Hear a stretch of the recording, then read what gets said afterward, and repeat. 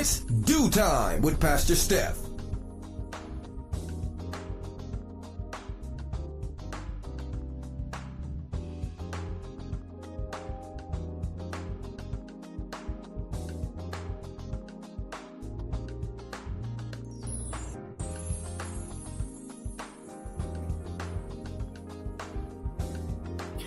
Good morning, good morning, good morning. Rise and shine. You're on with this Do Time with Pastor Steph. How are you this morning? That's what I like to hear. That's what I like to hear. For this is the day the Lord has made. Let us rejoice and be glad in it. So, where were you yesterday? Yesterday was Let's Talk About It Tuesday, Church Folk Day.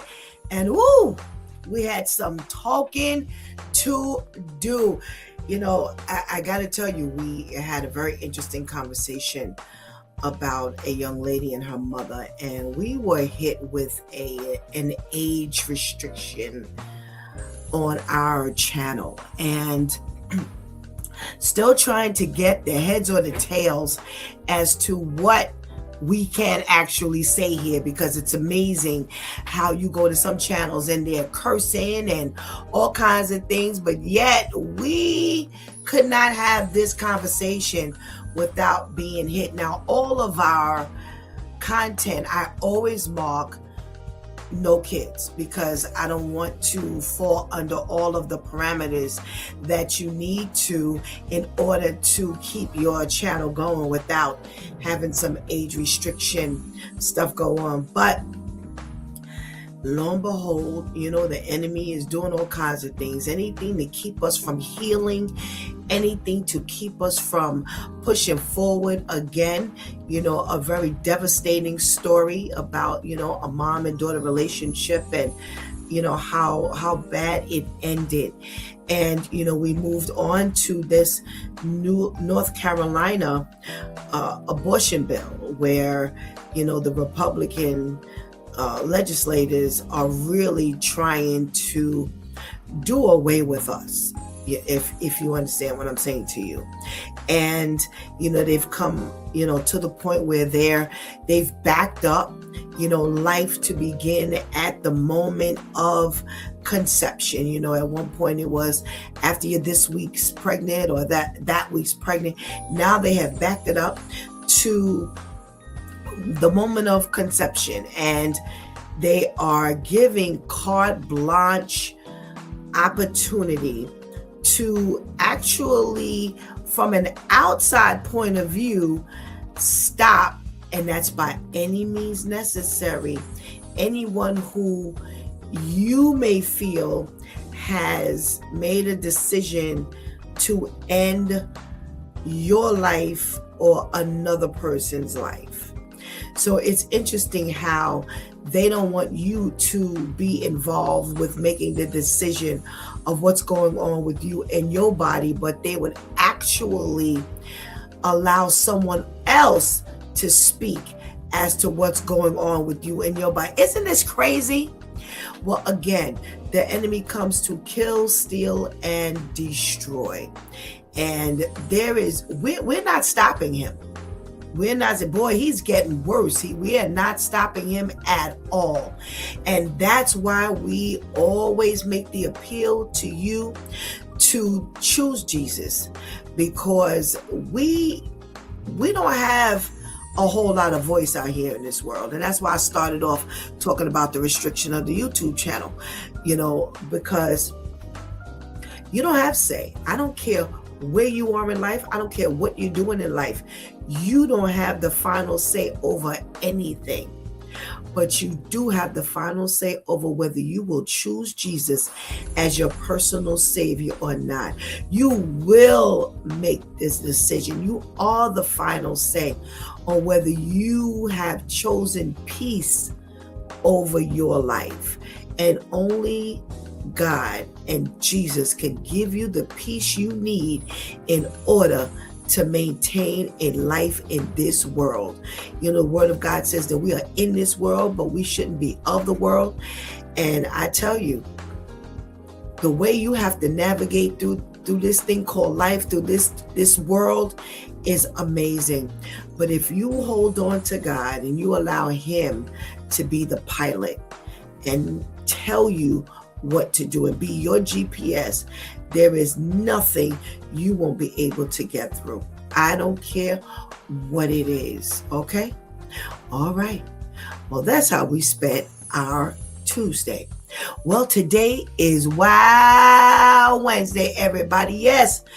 Woo, we made it halfway through the week, the first Wednesday in the month of June, a day we've never seen before and a day we'll never see again. So come on. Let's make this the best it can possibly be to get our day started. So let's go get that healthy breakfast. Go tell somebody, anybody, everybody that It's Due Time with Pastor Steph is on.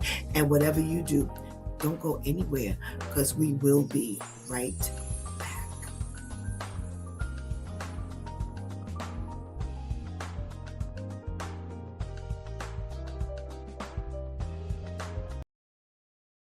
And that make your life easier should feel it when he come home. I want my man to walk into peace, hot food, a clean space, a shower ready, his clothes laid out so the world can finally get off his shoulders for a minute. Allow him a moment to decompress and be to himself after a long day at work.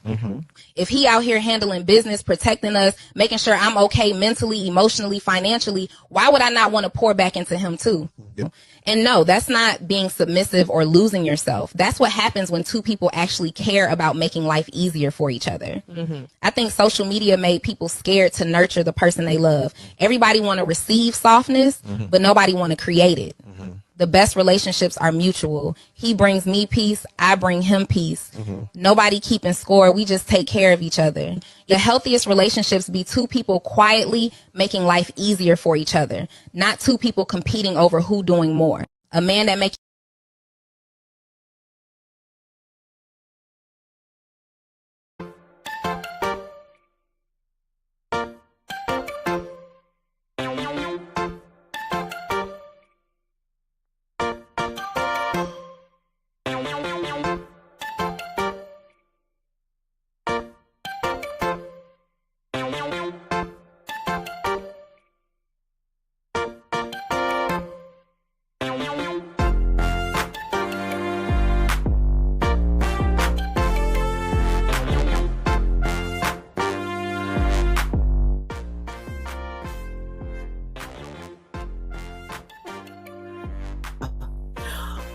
Good morning, and good morning again. Welcome back to It's Due Time with Pastor Steph. That PSA we're coming back to. Hot topic of today. I was kind of waffling on what we were going to talk about, but didn't I just get finished talking about peace? And that video was sitting right out there when I was actually talking. I had no idea what it was going to say. So we can't wait to come back to that. But before that, we can't wait to get a hold of our girl Vivian and her socially conscious segment. Let's say good morning.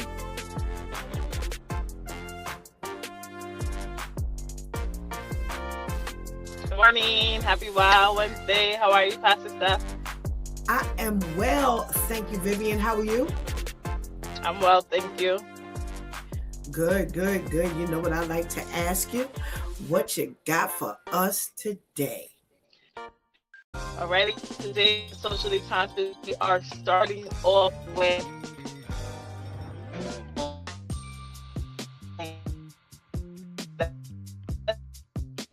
we discussed that puts hundreds of millions of dollars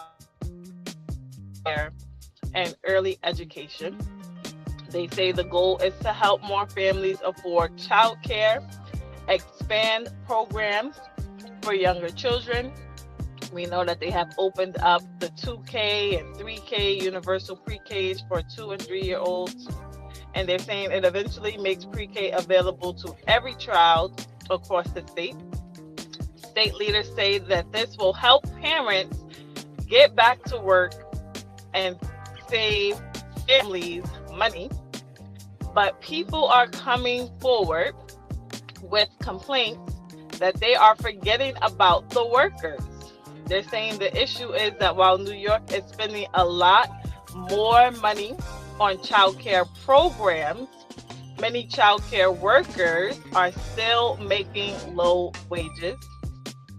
So they're saying that advocates actually pushed for $500 million to go towards increased pay childcare workers and keeping teachers from leaving the field.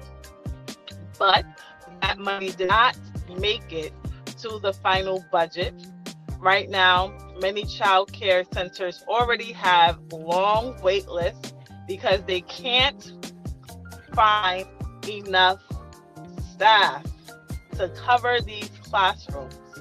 Critics say you can build more programs, but if there aren't enough teachers to work in them, what is the point? So in simple terms, New York is spending money to create more childcare spots for children, but not nearly as much money to make sure that there are enough workers to fill these classrooms. Next, we have an interesting story. They're saying a charter bus out in Virginia crashed. It left 5 people dead and more than 40 injured after the bus slammed into slow traffic on Interstate 95. The driver is now facing involuntary manslaughter charges, and investigators are looking into what caused the crash. Now, the interesting part of this story is that they're saying that this driver got his commercial driver's license out in New York City, but that he spoke no English. So they're asking, should they mandate that drivers who are getting their CDLs, commercial license, or anything of that sort be able to speak English? They're saying federal law requires commercial drivers to be able to read road signs and to communicate with law enforcement and emergency responders. But how can you communicate if the emergency responders who pull up speak English and you don't? So the crash is now raising questions about whether those standards are being properly enforced and what role, if any, should language barriers play when it comes to granting someone a commercial license, a CDL, or any professional license of that sort. Should they be mandated to be able to speak and understand English or to get these licenses out here, or does that not matter? Next, we have some split news. As they say, millions of Social Security recipients could see a larger increase in their money next year, 2027.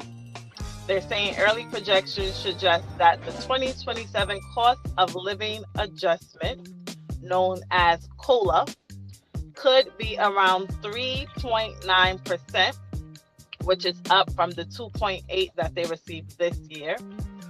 The average retiree, that could mean about $80 more per month, raising the typical monthly benefit from roughly $2,081 to $2,162. But the reason why this is split news is because they're saying although these benefits are going up, they're projecting that the cost of living will also be going up next year. So the reason checks may be increasing is because inflation is rising again. That means groceries, housing, utilities, healthcare, and other essentials are going to cost even more dollars. Many seniors say that even if the benefits go up, the increase often gets eaten up by higher living expenses and higher Medicare costs. So everything is going up. And although they're getting a 3.9% increase, is that even enough? In addition to this news, they're saying that SNAP is making big changes. The program formerly known as food stamps, starting this month, they are cracking down on the recipients having to prove that they are either working, volunteering, or participating in job training to keep receiving their benefits. As far as I know, this has always been a thing, but I guess they've been a little lenient, and now they say that they will be more strict on making sure that those who receive are actually working, volunteering, or in some type of job training program. In many cases, the requirement is 80 hours per month, which works out to be about 20 hours per week. Say the goal to encourage forced participation while still providing support for those who need it. The changes will mainly be affecting adults 18 to 64 years old who do not qualify for exemptions. People who qualify for exemptions are the disabled, pregnant, or someone who is caring for a young child. Those are the ones who are generally exempt. Supporters say the policy encourages self-sufficiency, while critics are arguing it could leave vulnerable people without food stamps if they struggle to find work, transportation, or volunteer opportunities. So again, we always like to hear from you guys. Are they putting people in a bad position by cracking down on this requirement? Or is this fair to be asking for? Our wow story of the week, which is a listener submitted story. Out in Colorado, prosecutors say a 2-year-old boy was killed by a man who had met the child's mother only days earlier while she was working at the front desk of a Motel 6 that he was staying in. Authorities say the man was a guest at the motel. They began a relationship. Him and the mother began a relationship. Number 2 reportedly moved in together just days after meeting. So she picked up and moved into his Motel 6 room with him. Investigators alleged that while he was babysitting the toddler, so mom could go downstairs to work at the front desk, the man became frustrated when the child would not stop crying. He bit the child and slammed his head into a door frame, causing fatal injuries. Now, the whole wild story of it all, because we've heard this story countless times, but people are actually saying that this is the fault of these high prices. They're saying that the government needs to make sure that people are in the position to afford childcare, to afford living, to have their own place. And maybe if that was put in place, that she would not have made the decisions that she did to move in with this man and allow him to babysit her child days after meeting him, and that this child will still be alive. So they are actually leaning on the leaders to make sure that things are being put in place so that women do not have to make decisions like this. Interesting. Very interesting. But this has been Vivian with Socially Conscious, giving you the news that we are following. And remember, if you have any wild stories you'd like to submit, please feel free to direct message me on Facebook. My username there is Vivian BM. And come back every Wednesday to find out if your story has been chosen. Thank you, as always, to our loyal viewers and listeners. And thank you, Pastor Steph.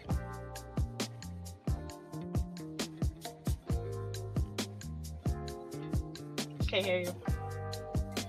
Thank you. You were cut off for your first story.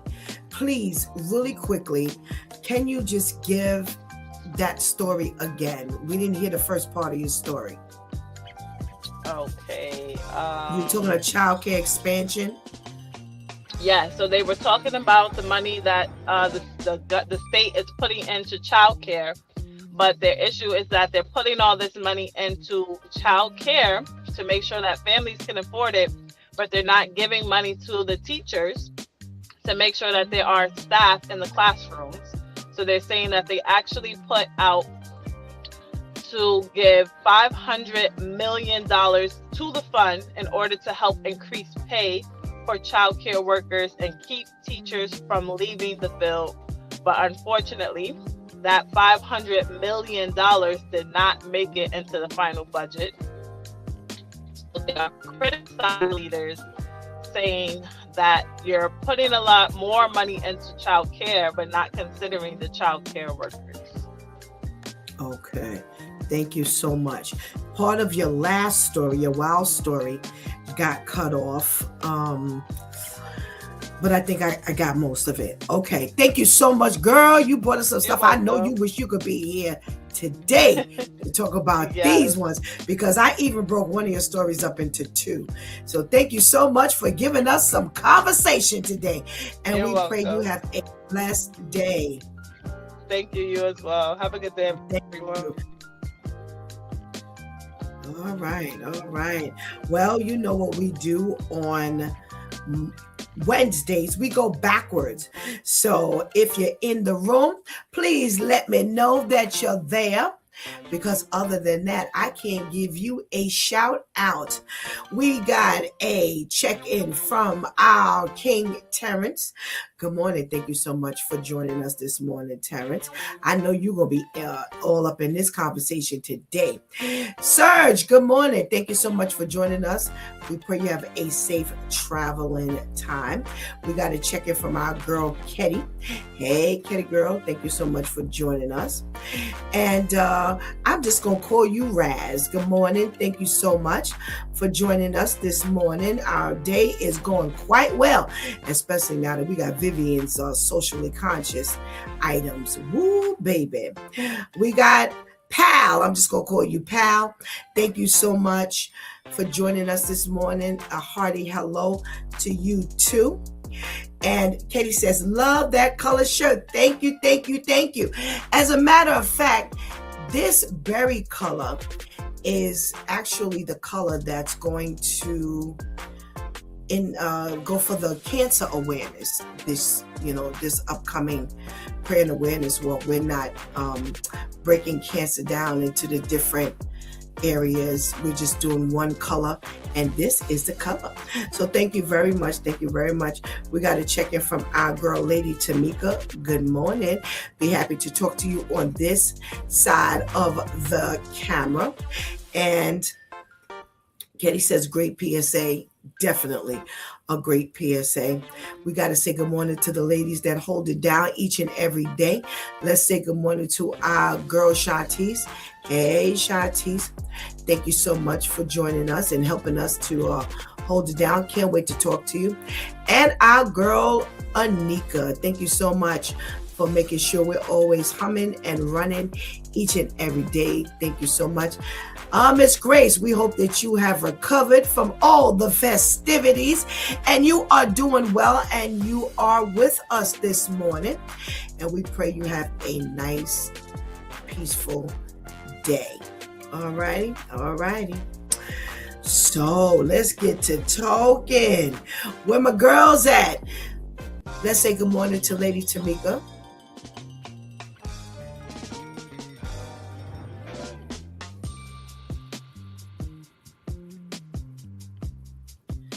Alrighty.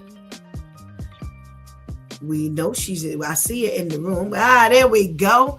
Good morning. Good morning. Happy Wow Wednesday to you. How are you? Good morning. I am well, thank you. How are you? Well, thank you. Good. We got some items on the list, girl. We got some items out here. Let's say good morning to our girl Shantice. Good morning. Good morning. How are you? Morning. I'm fine, thank you. How are you? Good. I'm well, thank you. This morning. All right, ladies, we got some stuff to talk about. Well, they have added more money to the state's child care services, and the teachers are supposed to get an increase. But even though they have laid out $500 million for the increase, they've gone even down to 2K. So now we got 2K, 3K, 4K. So you're including all of these children, but they can't take more children into some of these locations because they don't have enough money for the staff.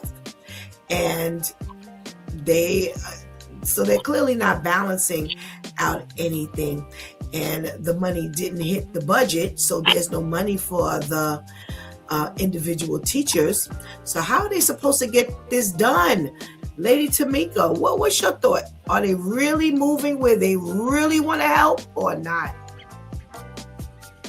I just get so tired of it. It seems like year after year after year, there's always something, with this budget, and, you want to service the children, but you also need to take care of those that take care of the children. We have seen since the pandemic, a lot of parents, that's the teacher's responsibility. You kind of throw everything on the teachers, but you don't understand.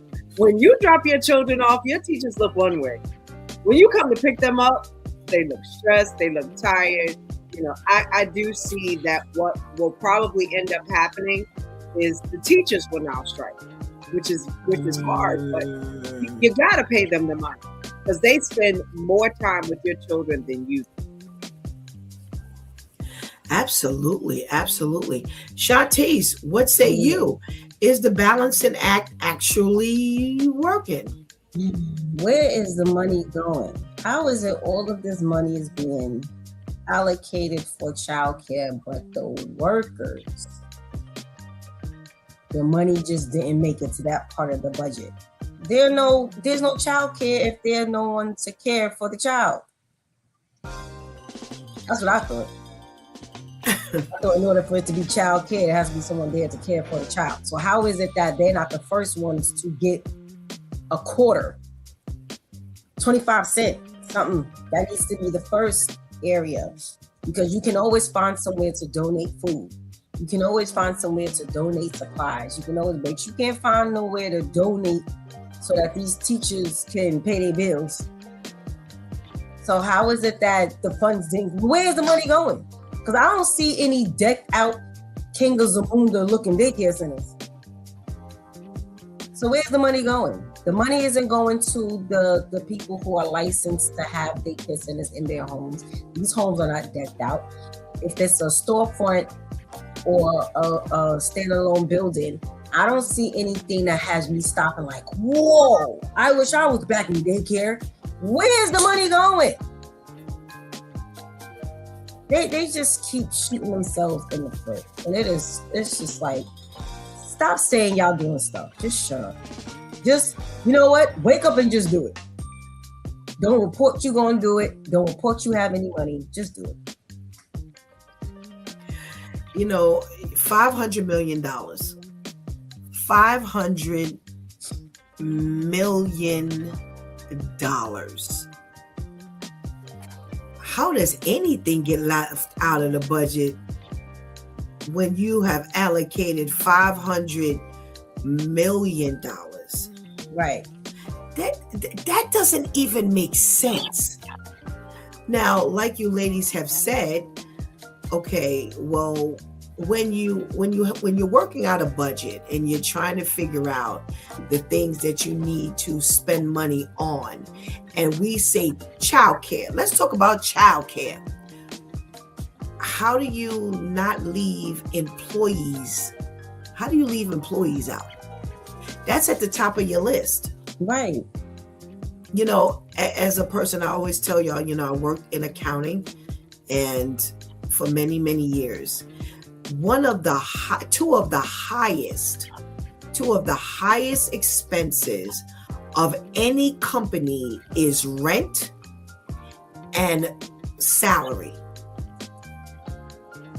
There you go. Rent and salary.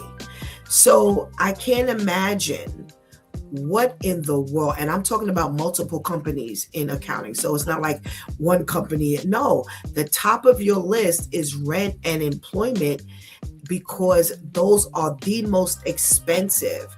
So that's why you're always hearing, workers complain that they're not paid enough, or because they're always shaving from the highest thing. But you couldn't possibly imagine putting money out for child care, like you ladies said. Then where's the care? Because you can't care without the people. Are the children supposed to care for one another? We've definitely seen, a shortage of daycare workers that care, but that doesn't speak for the majority of child care workers. So you really need to get yourself together, because as has been said, that's an area you do not need them to threaten to strike. Well, listen, if they let the nurses go on strike, I guess they'll let anybody go on strike, because I never thought they'd let the nurses go on strike. Right. So, I don't understand the plan. There's not a plan, because clearly if there was a plan, then we wouldn't be thinking about having a daycare, childcare plan without the care part. Terrence says, I agree with you, Shantice. And we got to check in from Miss Herlima. Where you been? We haven't seen you in so long. Welcome back. Glad to have you with us. Oh, my goodness gracious. All right. Now, this here, boy, oh boy, is right up my alley. So, a charter bus in Virginia had a fatal accident and left 5 dead, 40 injured. And the driver is facing involuntary manslaughter, because they say that at the end of the day, not because of this, but one of the things that came up was the fact that he could speak no English. Now, I want you to know that the accident took place in Virginia of the United States, not Virginia, Dominican Republic, not Virginia, out in another country, right here. He could not speak any English, and they are wondering whether the fact that he could not speak English fared into the inability to read signs. So they're trying to figure out, and they're trying to see if they should mandate, if the drivers of these buses and who hold CDL licenses are mandated to be able to read and speak English.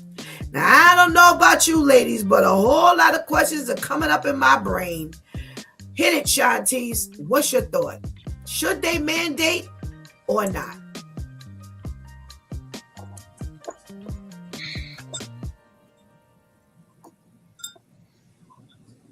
The fact that this is a question is beyond troubling. Should I be mandated to read? How did I pass the test if I can't read? That part. Before you take the road test. Right there. Before you take the road test, you have to take the reading and seeing test. Oh, Lord. So how is it that I gotta take the blind eye test? I can't even take my DMV license. When I had to get my picture taken for my enhanced license, I was so mad because I did not lay my wig on that day. And they told me I had to take my hat off. I was just too... If I wasn't with my grandmother, I'd have been like, you keep that golden nugget. I will be back another day when I'm a little more prepared. What? That's why there's signs. The signs don't just have pictures. There's also, it's not only the picture that means yield, it also says yield. It's not only the octagon, it also says stop. How is it that you're driving and you can't read? Signs are not universal like that. So just because I have my license in the United of the States, that does not mean I can just go drive in other countries and figure, hey, I know those signs like that. No, not only that, I used to drive with one of my best friends. She knows how to read. And I would have to read for her while she was driving. I said, well, we're going to have to rearrange these seats. And I'm not sitting in the passenger seat reading the signs. I might as well drive. Okay, you asking me, what does that sign say? It says pull over and let's switch. That's what that says. Okay, I'm not doing that. It's just too much pressure as a passenger. For the fact that this has to be asked, whoever administered his license needs to get locked up. Because there's no reason why. There's no, and I'm not saying that to try to be funny. I'm not saying that, no, they need to be locked up. Because there's no way I would have to be able to read before I even take the driving test.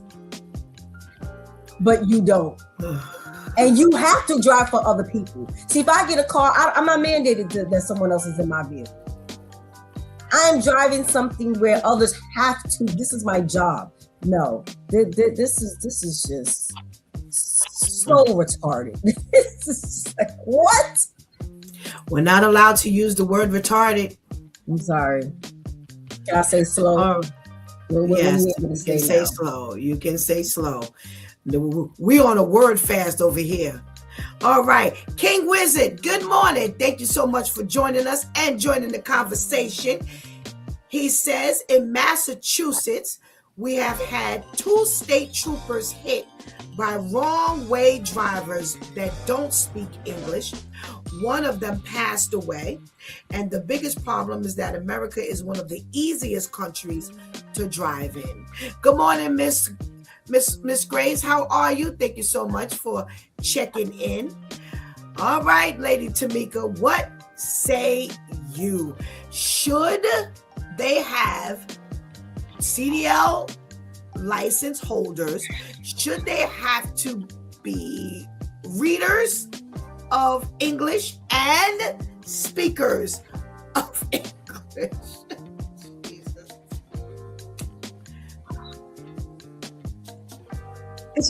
It's just common sense. You know, if I went to Japan, would I be okay with driving and all these little signs and things? Am I supposed to know them? You know, I'm still trying to figure out how you even pass the permit part. It's all written. Who is your friend in DMV that you even pass? Because that doesn't make sense. And I recall, you know, for those that are New Yorkers, there was I don't know if it's still out there, but there was this thing called the Chinese bus, where you used to get on the bus, pay $20 or $40. You would go to states like DC, Maryland, Virginia, little small spots. Okay, so I was one of those people that decided that I was going to ride one of them. Don't ask me what. Well, no, money was cheap, money was low. So I'm gonna be honest, I risked my life. You know, thank God I'm still here to tell about it. You know, there are things that we do that are not so wise. So I'm sitting on the bus and I had to go to the bathroom, and I went to the back and I was like, oh, there's no toilet tissue. Okay, no problem. Go to the front of the bus and ask the bus driver if he has any toilet tissue. So I said, excuse me, is there any toilet tissue? Now he's looking at me, of course. And then I said, oh boy, he doesn't speak English at all. And I'm in a predicament. I have a situation. I need some toilet tissue. So I'm sitting there doing this and, you know, trying to, you know, roll, rip. And he's still looking at me. He's looking up in the ceiling like the words are going to make sense. Like, you have got to be able to understand English. You've got to be able to read it, and you've got to be able to understand. It just doesn't make sense that you were riding this road. You know, like sometimes there's a bus lane, you know, and it's not on a sign. It might be on the street, you know. If you're not understanding it, that you're supposed to be in this lane as a bus driver, you're not going to get it. You know, there are all these other things that change, you know. Okay, fine. You're used to riding this road. Well, now it's no longer for you. It's a one-way. So now you can't ride this road. You know, there are things that change on a daily basis, and you have to be able to be astute enough to understand it. The fact that you can't speak English and you can't read it, and you live in a country whose first language is English. No, it's not. No, it's not. Not anymore. Clearly. I was going not anymore, but it needs to be. It needs to be. I'm tired of, I gotta make a phone call, press 1. Why? If I want English, I gotta press 1. Girl, why? Stop it. I'm sorry. I apologize. Don't get me started. Because the boy, my brain's all over the place since Vivian talked about it. My brain was everywhere. All right, let me read these comments because they are flowing. All right. Terrence says, I don't know why that's even a question to ask. Did they give him a test? Did they give him the test in his language? If they did, fire the entire DMV. All right. We got John. I'm just going to call you John. Thank you so much for joining us this morning and joining the conversation. He says, you think Chinese don't understand English? They understand English better than English understands English. Really? Okay. That's interesting. How does Chinese drivers in Israel, how do Chinese drive in Israel? They speak Arabic, for God's sake. All right. A Filipino speaks Arabic better than the Filipinos speaks Arabic. King Wizard says, what are you trying to say, John? Yeah, because I'm quite confused here. I went to Israel. I met Mexicans speak Arabic better than I can speak Arabic and cooking Arabic food. Okay, so learning these things, are they reading a recipe? Because if you've learned these skills, then that's kind of remote. You can do that. So even though you might be cooking up a storm, that may not speak for your ability to read or speak the language. So thank you for your comments. All right, so the first thing I had in my head was, okay, so you're talking about, now let's pay attention here. CDL. Have y'all ever seen the book to study to get a CDL license? It's about this thing. That ain't the little pamphlet book we get. We just want to be a regular driver. That CDL book is about this thick of English words. So, how did you get a CDL license when you clearly could not have passed this small? That doesn't make any sense. The first thing I said to myself is, he knows somebody in DMV. Somebody pushed him through, because there is no logic here. None whatsoever. You can speak English, but you can read our signs. You can't speak English. This is actually a question, because one doesn't go without the other. How does that even work? The CDL book is this thick, y'all. I looked into trying to get a CDL license because not only do you drive buses, you have to drive. You can drive trucks. There's certain size buses that you need a CDL license for. And I was like, okay, I'm not studying all of this. This is just crazy. How have we gotten this far? Let me say this to y'all. United States is the only place you can go and just live as you wish. Yep. When I went to Puerto Rico, we were driving and it was late at night. It was pitch black. And the sign said Oeste 95, or whatever West is in Spanish, 95. And the only way I knew that I was going in the right direction is because I know I needed to go east on 95, and I figured that Oeste meant east. It didn't say east and west. Why? Because I'm in Puerto Rico and that's not their native language, and I had to adjust and figure out how I was going to make it while looking at Spanish written signs. Everything was in Spanish. We stopped to ask for clarity of directions. Can I tell you something? We stopped 3 times and nobody spoke English. See, America is the only place you can go and anything goes. We cater to everyone else. We make it easy for them. Everything we get, we got to get 9 different forms. We got to get English and Spanish and Chinese and Mandarin and Arabic and this one and that. Yo, we are the only place that, accommodates everything and everybody. And I thought the same thing you thought, Lady Tamika. How many times have I been calling somewhere and they say, for English, press 1. Why? Why am I pressing 1? Why don't you say for so-and-so, press 2 or 1 or whatever? Why? But then when you get a representative, they don't speak English. My mortgage company, at one point, they sold the mortgage to another company. No matter how many times I called, I never got an English-speaking person because they direct the calls into another country. So here we are in America, and our calls are across the border somewhere.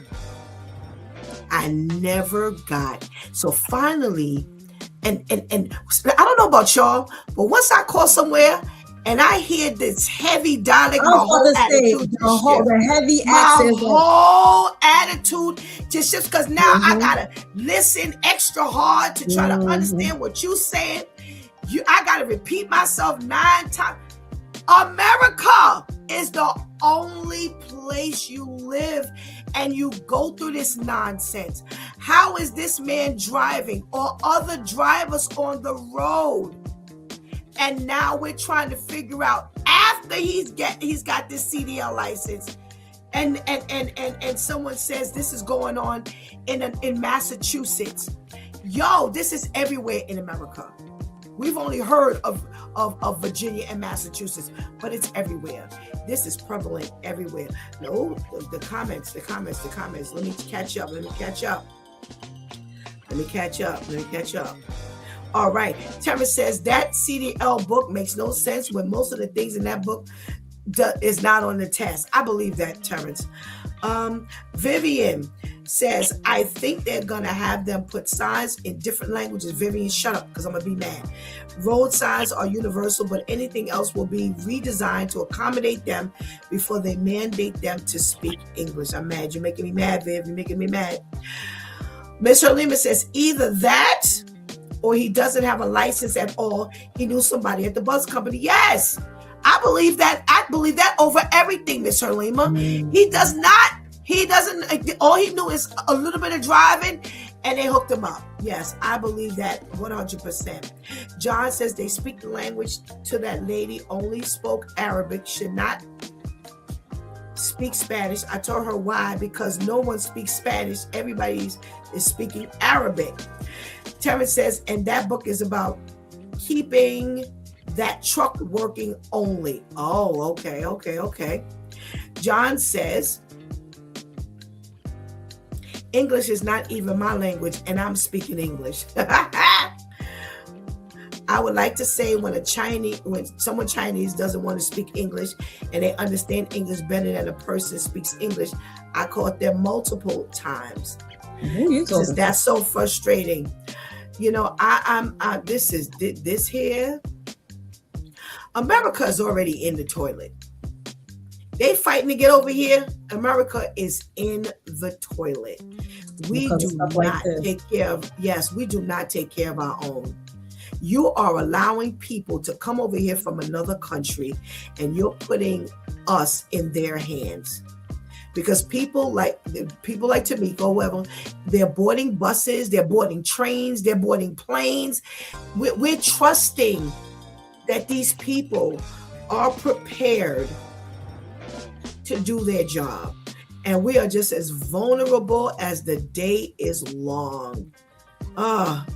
All right, John says, they like to act that doesn't speak English. My mom be acting like she don't speak English and she speaks better than me.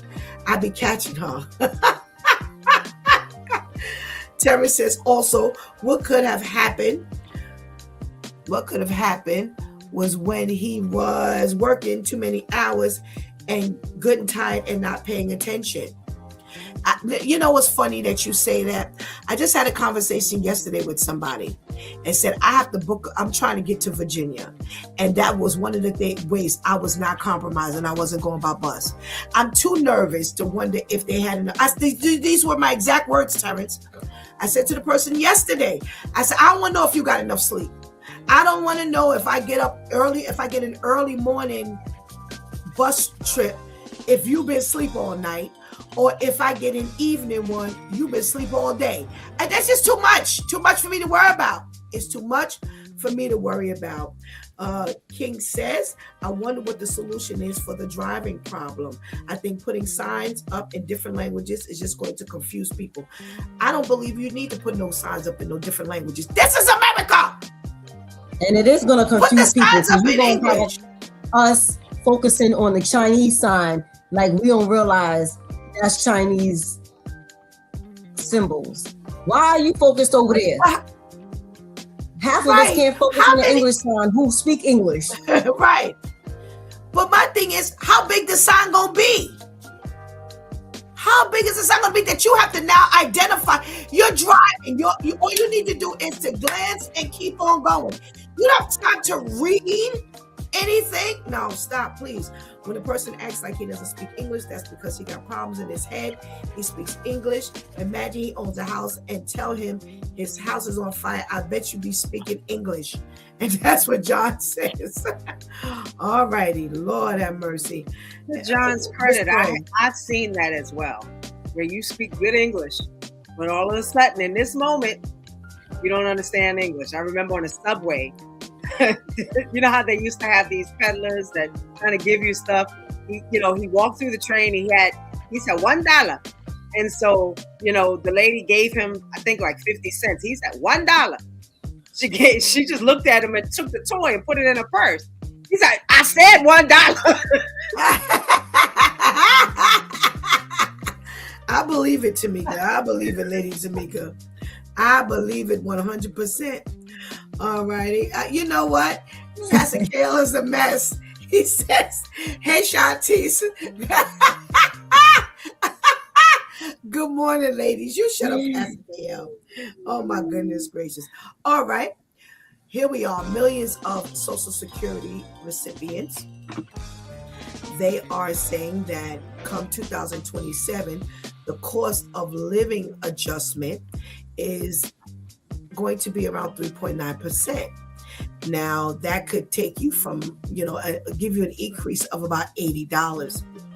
Now, here's the downside to this story.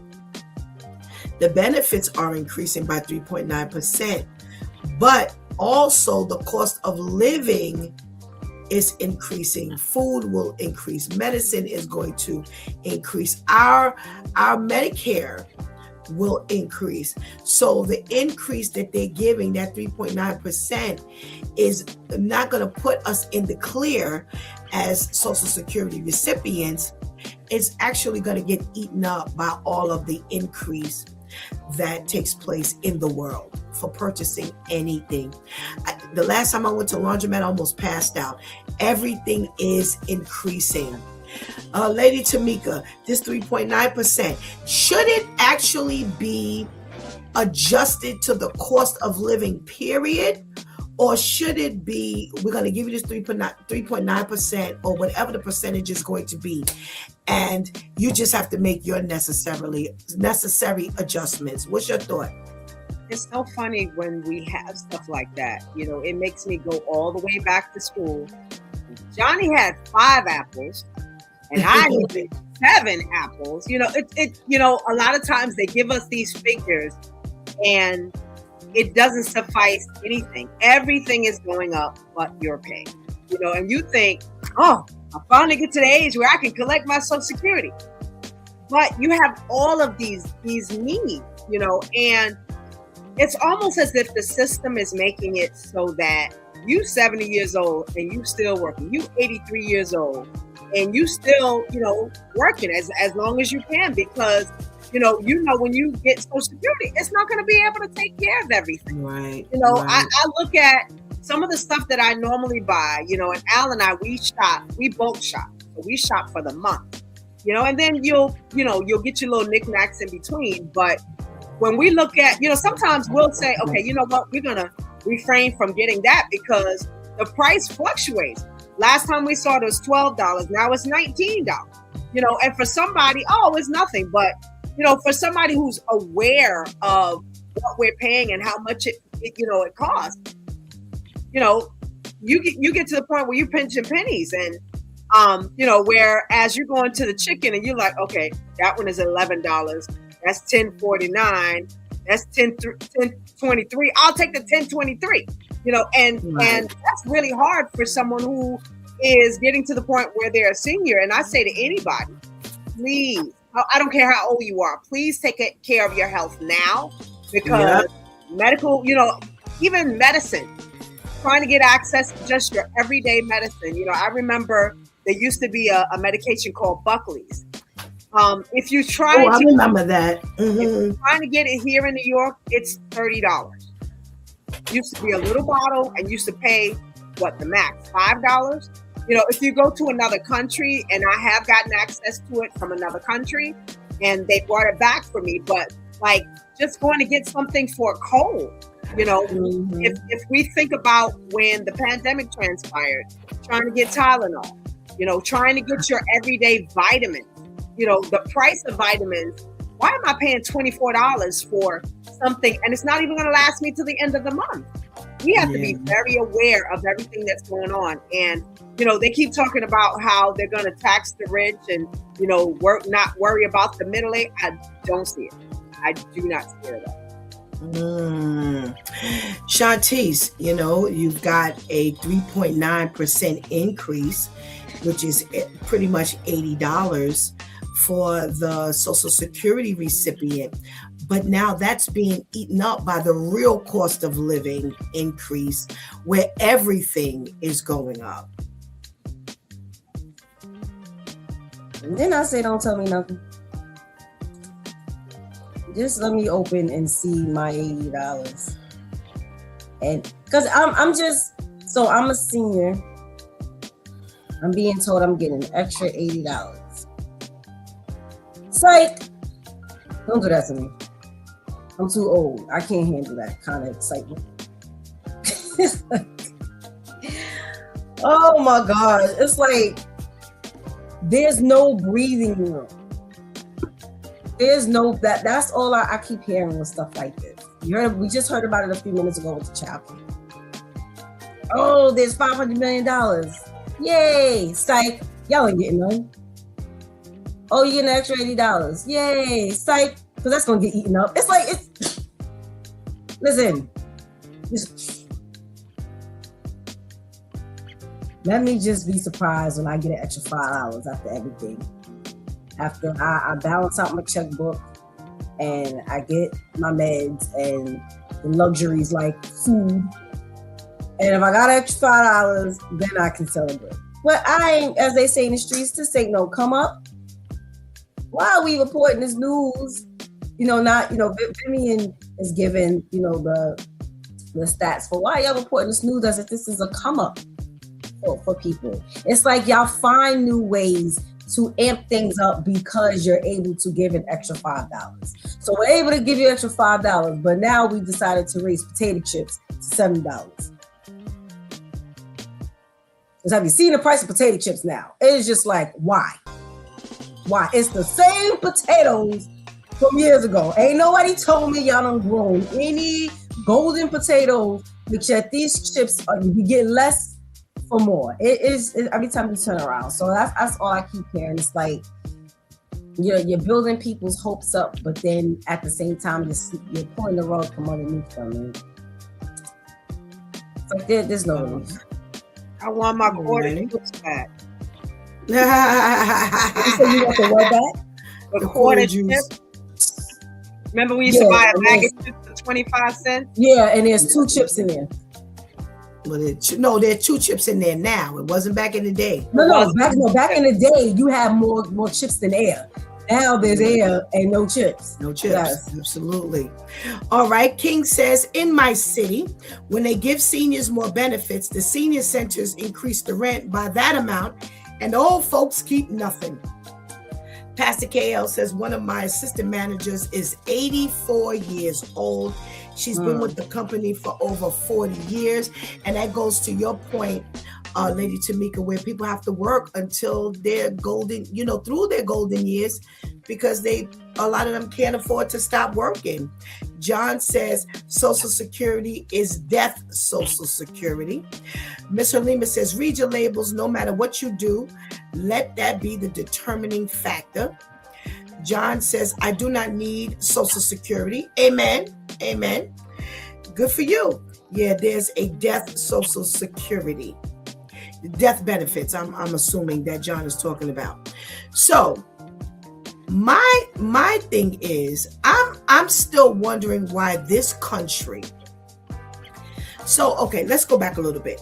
If you become ill and you have not put enough quotas in for your Social Security, you can get SSI, and that's money straight from the government. For retirees and Social Security disability, you have to wait until you're sick or wait until you get to retirement age. I'm still trying to figure out why people who have worked to get to Social Security age, they have to worry about paying for anything. If you can give the people who have not worked Medicaid, food stamps, why are these people who have worked until they are retirement age, why are they not eligible for the same benefit? That makes no sense to me.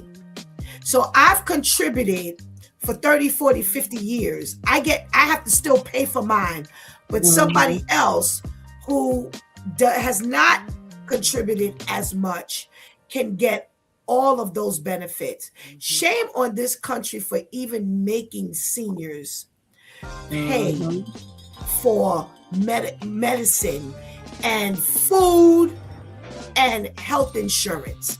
Shame on you, because even though they get Medicare, do you realize that we still pay Medicare? We don't get Medicare. So in other words, all this time while you're working, you see Medicare come out your check. So when you get to be retirement age, you get Medicare coverage.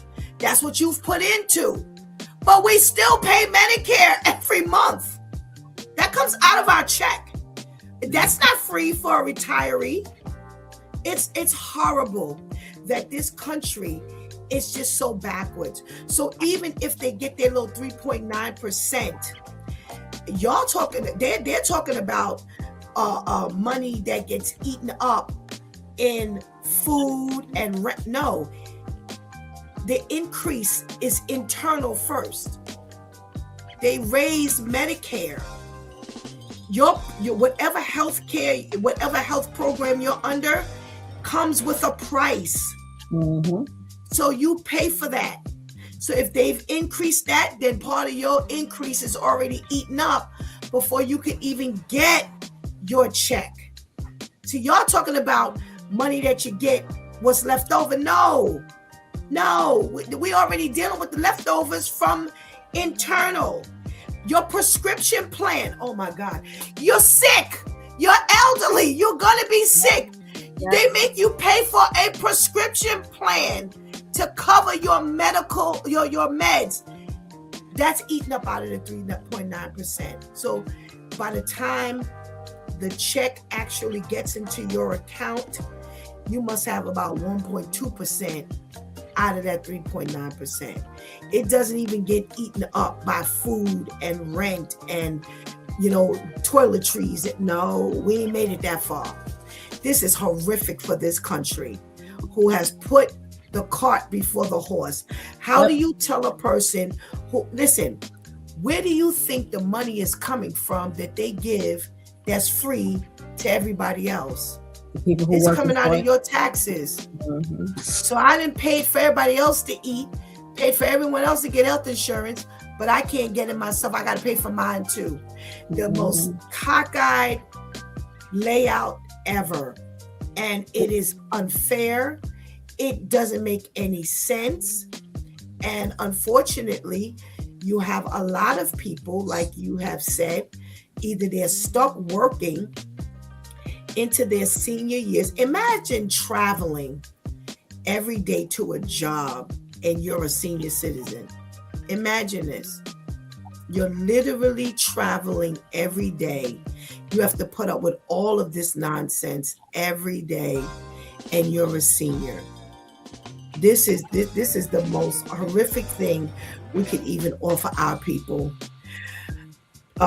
King says, honestly, charging seniors for meds feels evil. It is evil, King. There's nowhere in the world we should be. They've put the retirement money that they get is what they've paid into. People are getting benefits for free because they don't have it. But where are they getting it from? Off the backs of the people who are working. How do you tell the working people that they had to pay? I'm now 73, and my next door neighbor could be somebody who's getting the same benefit for free because I've paid into that, and you're going to make me pay for hers or his and mine. It is evil. It is horrific. John says, when I learned... I'm sorry. They have this new thing that they call the 80-20, whereas your coverage is supposed to pay 80 and then you end up paying the 20. Or what they'll tell you is Medicare will pay for one portion and then Medicaid will take care of everything else, so you won't have a debt. They got rid of that in 2024, and they slowly did it. So now, healthcare agents get calls from seniors that say, well, last year I had the same thing done. I had my eyes checked, I had, whatever, and now I got to pay. And unfortunately, the only thing that we could say to them is the rules have changed. You know how many calls we got back to back with that concern? So now you're charging them not just a little bit, you're charging them like you would charge me. Right. And my thing is they have given us 50, 60, some of them 70 years of their life. And now you got to scrimp and save, and you got to decide, okay, maybe I'll last for the last month on tuna fish because I can't afford it because I need my medicine. Yep. This is real. And the 80-20 is generic. Even if you don't have, some of us get too much in Social Security, we're not eligible for the supplemental plan. So even you have those who got to do 80-20 and, the Medicare or the supplemental plan picked up your 20. I've never had that. From the time I've gotten Social Security, I've always been above the bar. So the 20% always has to come from my pocket. So, and that's the same thing with seniors. Exactly. And that's what I'm saying. This system is well off balance. They cannot make any sense out of this. John says, when I learned about Dr. Sebi, it was over with aging process. It's not from aging process. It's a glucose, and it's inside all the food they provide us to eat. I believe that, and they hurry up and got rid of Dr. Sebi. And he says, for drug pharmaceuticals, and that's always the argument. They got to keep the drug companies running. So that's why, they do what they do. Absolutely. All righty. Vivian gave us one topic merged, but I separated it because for me, these were two different issues. SNAP, they're starting to crack down on their recipients. You have to, if you're in between the ages of 18 to 64, you have to work at least 80 hours a month, or you have to volunteer 80 hours a month. That comes to an average of about 20 hours per week. And the exemptions are the disabled, the pregnant, and those who care for young children. Now, I have never known this benefit. Medicaid and SNAP have always been supplemental benefits. In other words, you've always had to have an income in order to qualify. So somewhere along the line, that kind of got pushed to the side, and they were not mandating this. But now they've stepped up their game, and now they are mandating people to volunteer or work. What say you, Shantice? Is this something that is asking too much or not enough? I don't think it should be a cookie cutter thing. It shouldn't be where across the board, in order to get these benefits, you have to be working or volunteering. Because if physically I'm not able to do neither. Because if I'm able to volunteer, then I'm able to work, even if it's part-time. What's the difference? It's just one you're doing for no money at all. But even if I can't, so let's say if I have some type of physical disability where I may not be able to do a full 40-hour week, but I can do at least a 20 or 30-hour week max, then that's part-time. Okay, if I'm someone where I can't work at all, because at any given moment, I may need to lay down or sit down or something, and physically I'm not up for working, but you're mandating that I work or volunteer in order to receive these benefits, then I'm eliminated. So I don't think it should be a cookie cutter thing. I think they should do their due diligence and do their jobs and do their case by case, looking into each case by case and then determining that factor upon their research. But it shouldn't just be, this is what it needs to be, because again, y'all have the money. You have it. Stop choosing where you want to put it. Okay. Lady Tamika, what say you? Is this like, listen, this is the basic you can do to get these benefits? Or you know what? No, we need to even make it, more stringent than that. Well, I mean, one of the things that caused this whole issue is that you didn't do your due diligence to begin with. You allow people to not work, to not do anything, and just, wait for the money to come. And now we're at this point where you can see that distribution of money everywhere, not just, that area needs help. I think that you need to do your job. The one job that you have, which would be to make sure that these resources are provided. Just like you check on a monthly basis, you should check on a monthly basis to see, are you working now? Or what are you doing? Ask the right questions, inquire, that's your due diligence to ensure that, okay, what is your real situation? Are you bedbound and you can't function like that? You need, because there's all these different rules and guidelines that they keep changing, even with, I remember a couple of months ago, they had stated that if you got the food stamps, that nobody else, anyone who didn't have their signature, couldn't get things. We were trying to get something for a neighbor who is a double amputee, and we were permitted or prohibited from doing that. Do your due diligence, make sure that you inquire, get all the research case by case to find out. Now that's a lot of work, but we've been doing it in the past, we could do it again. Absolutely. All right, so maybe I'm not understanding something here. So we're being told that the 80 hours have to be filled with either work hours or volunteer hours. Volunteer where? I'm lost here. What's the difference? I mean, you're still working. The only difference is you're not making any money. Right. Right. I'm a little lost, and that's I'll take it. My little pea brain don't work all the time, but I'm trying to figure out. I must tell you, well, you know what, work or volunteer. Then what is the criteria of volunteering? Can I say that I pick up for my neighbors? They feed their dog and I walk dogs, or I'm trying to understand the criteria for these. I'm telling you, these rules have become more lenient and more lenient and more lenient to get free food, and yet the people who have worked for 30, 40, 50 years can't get what they need. Right, are still trying to figure out how they gonna eat. And I'm saying to myself, how do you even make this make sense, as they say? You can't make this make sense. When Vivian said work or volunteer, she gave a third thing. I don't know what that thing was. But I'm like, well, what in the world does that mean? So I can volunteer and get free benefit? What in the world is this? What does that mean?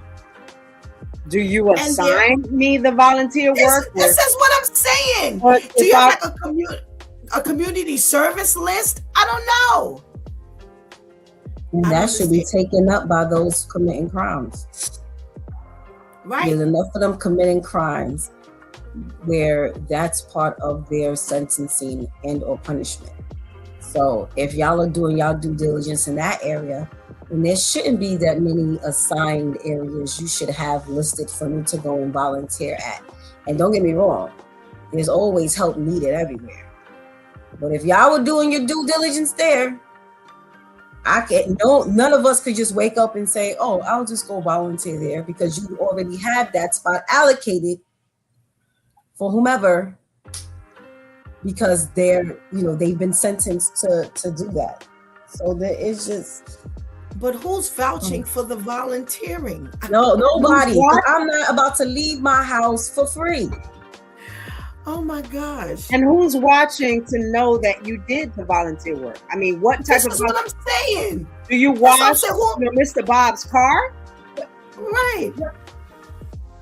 That's what I'm saying. Who's vouching for the fact that you've even done some level of volunteering? And what constitutes volunteering? Because I'm sorry, just to say you work for no money, it's got to be more than this in order for you to get a SNAP benefit. I don't get it. I don't think I can move past that point. And 8 hours of volunteer work? Where? 80 hours a month. 80 hours a month. Okay. Yes, 80 hours a month. You have to either work or volunteer, and that averages about 20 hours a week. So that means divided by 7. That's a part-time job. You only got to do about 3-4 hours a day, and you good. You can eat for free. And yet, the people who have worked for years, 30 some odd years, they have nothing to eat. And you're giving this here, the financial status, you're the bar. If you're one person, if you're 2 people in a family, if you're 3 people in a family, even those numbers are not making sense. Even those numbers are not making sense. John says everyone dies from drug pharmaceuticals, and Serge says ain't volunteering working. Yeah, that's what we're saying, Serge. Isn't that volunteering? If you can start. Shanti said it. If you can volunteer, you can work. And there are working jobs out here. I still see all of these for hire signs. Why do we have so many hiring signs, and yet so many people claim they ain't got a job? I don't understand. All righty. We got our last and our wild story of the day. And boy, I'm so glad Vivian came with the clincher to this story, because we have talked about this ad nauseum. So out in Colorado, a woman meets a man. She has a child, and she works at the Motel 6, I guess, reception. And because Vivian said go down to the desk, and she meets this guy who checks into the Motel 6. Well, after a couple of days, she decides to move her and her son in to the Motel 6 room along with this gentleman. She leaves the child in the room so she can go downstairs and do her job at the desk. And while she was down there, this child suffered a level of abuse killing him or her. And this is not as cut and dry as we have said. Stop leaving your child or children with these men. But now they're throwing something into the mix. People are saying if it were not for the cost of living being so high and so hard for single moms to make it happen just by herself, she would not be forced to go into this particular situation. So they're not blaming her for her bad decision. They're blaming those who they feel have forced her to make this decision. Lady Tamika, are you in agreement or are you in a disagreement state? My heart totally breaks, that she would be. You work for this company. You work in it. It's not like you work down the street. You work in this hotel, and the fact that we have seen so many times where we put our jewels, if you will, our seed, in the hands of somebody that we don't know. Did you not have a family member? Did you not have a relative? Did you not have a friend? Nothing. And you left your baby in the hands of this. We've seen it time and time again, and I would rather, I think about the postal worker who had her child in the truck with her. I also think about the Uber driver that had her children in the vehicle, making greater decisions. My thing is meeting somebody that quick, and taking your seat and giving it to somebody. I just, there's nothing that I can think of that the powers that be that would force me to do that. I just can't. Somebody, a friend, a family member, a relative, we have got to be wiser with the choices that we make. All righty. Shantice. This is clearly not us. Because if I have to bring you to work, you're trained. You sit here with your sippy cup, your bag of juice, and you be quiet. If it's to the degree where I have absolutely no one who can watch you. Now, everyone keeps thinking I be extra, I be thinking over the top, I be doing all. The more I hear these stories, the more I care less about how people think about the way I think. Because these stories just confirm. I'm working at a motel where when I open the door, I'm already outside. The mentality of people who stay there. I didn't know she was going to go there. The mentality of people who stay there already says enough for me. When we take certain jobs, we have to stop acting like we don't know the mentality of the people who are patronizing these establishments. And a lot of the times the people who choose to work at said establishments. Let's call it what it is. Okay? The fact that you met this man here and a day or so later you laid up with him confirms what I just got finished saying. Yeah. The mentality of me choosing to work at an establishment like this and the mentality of someone who stays at an establishment like this, that you would come and stay here and now you get to lay up with me. I work here and I get to lay up with you. Just confirms the mentality of when you open your door and you're already outside.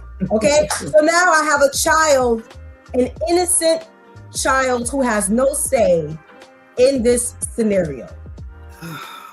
This ain't got nothing to do with the fact that I can't afford childcare. This has everything to do with the fact that I feel like now I can say my man gets to watch my child. I got a man that, oh, my man got my child. My man watching my child. This ain't got nothing to do with me not being able to afford healthcare. Because I couldn't afford healthcare 2 days before I met this man. I didn't get into the deficit after I met him. I was already broke before I had the intercourse that produced this child. I was broke when I decided to keep this child. I was broke when I had the child. So now all of a sudden healthcare makes my decisions. Childcare. Right. I'm sorry, childcare and healthcare, mental healthcare. Makes these decisions. No, stop. This ain't got nothing to do with that. This is just like the scenario of the woman who stabbed her man because he would rather air fry the chicken and take her out. It's the fact of me being able to say things, to be able to say certain things, the perception of certain things. Oh yeah, I'm at work, my child good, he or she is with my man. You downstairs working the desk and your man is upstairs strangling your child. How do you feel now, knowing that this stranger, you might as well have just randomly knocked on the door and asked whoever was sitting there, can you hold my child down for a few hours? What was the difference? That is horrible. And for whoever is saying, oh, this has, again, it just proves what side of the fence is. This ain't got nothing to do with that. So we're gonna ignore that these grown people made this choice? Because healthcare, childcare being childcare. Ain't nothing changed. This is horrific. Where do we get on trusting somebody that we just met? With all the predators that we have out there. With all the stories.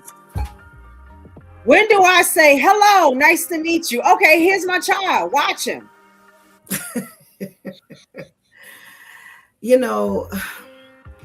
A lot of what Shanti said is where my head was.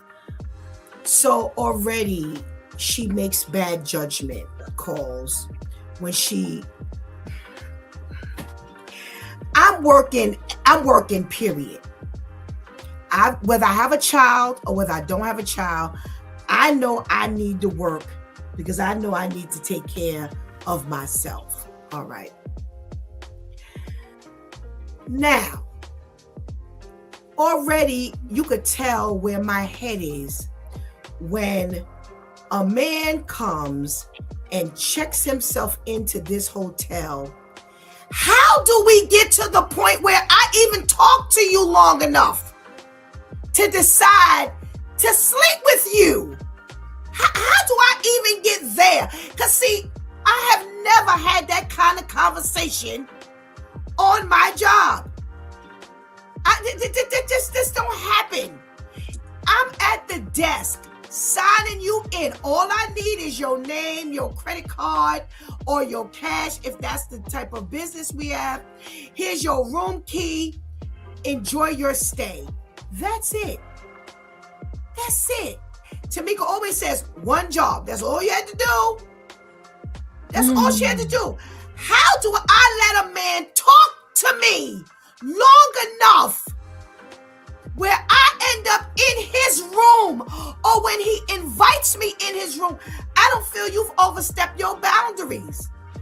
That's my job. This is what I'm saying. I'm working.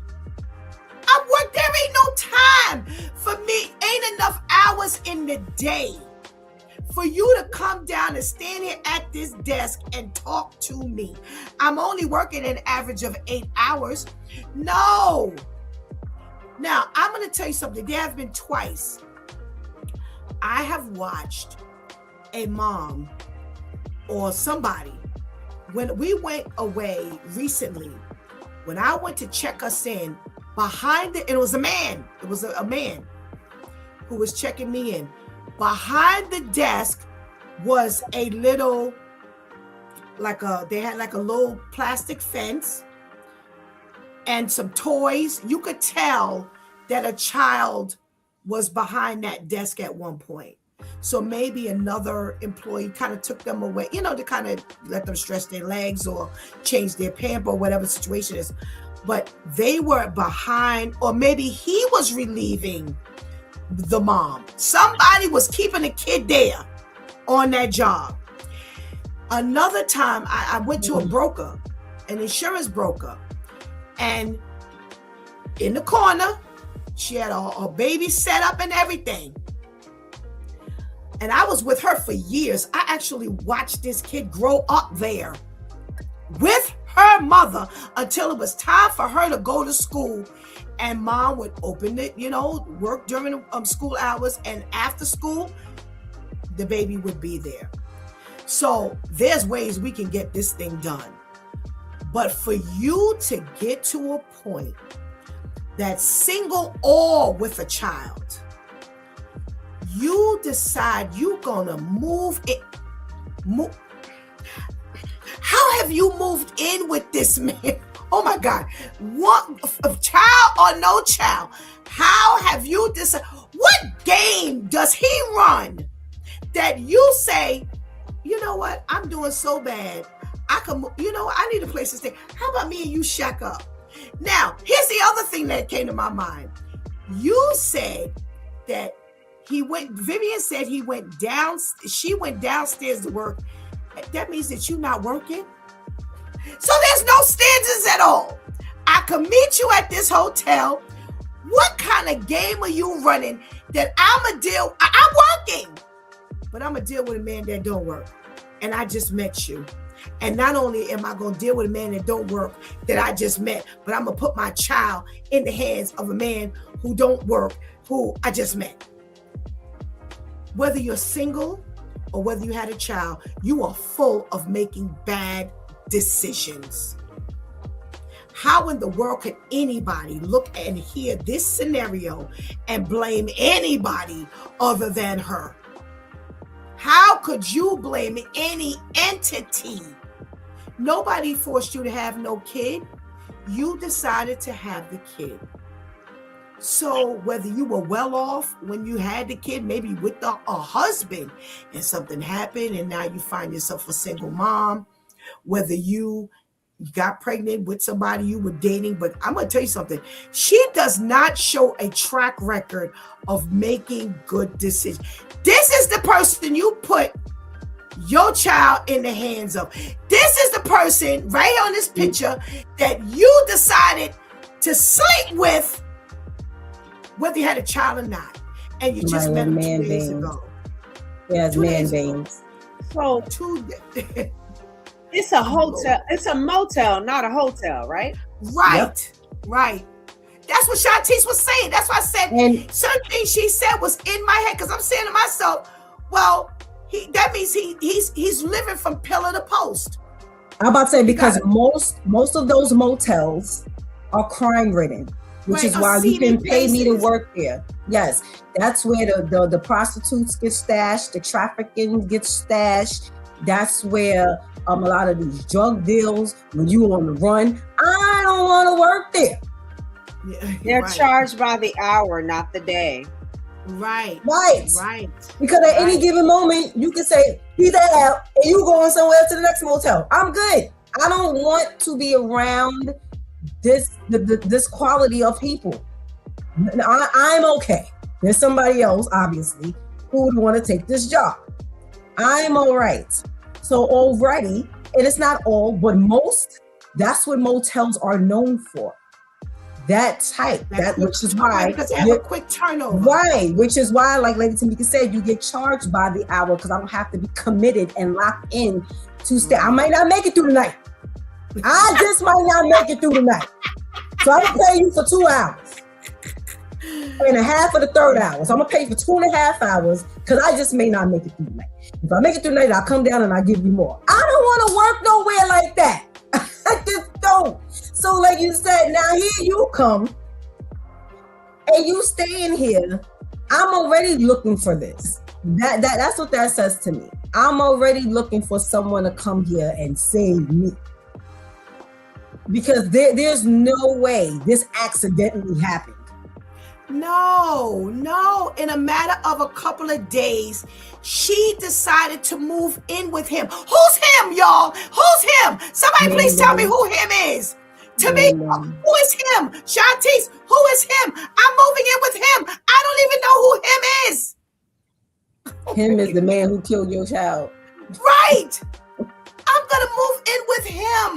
But we don't even know who him is. And when we hear this story, we say, if it weren't for the cost of living, she wouldn't have had to make this decision. I don't care if me and my kid were sleeping on the street. We wouldn't make no, but here's my thing. Ain't you working? Can't you afford to rent your own room?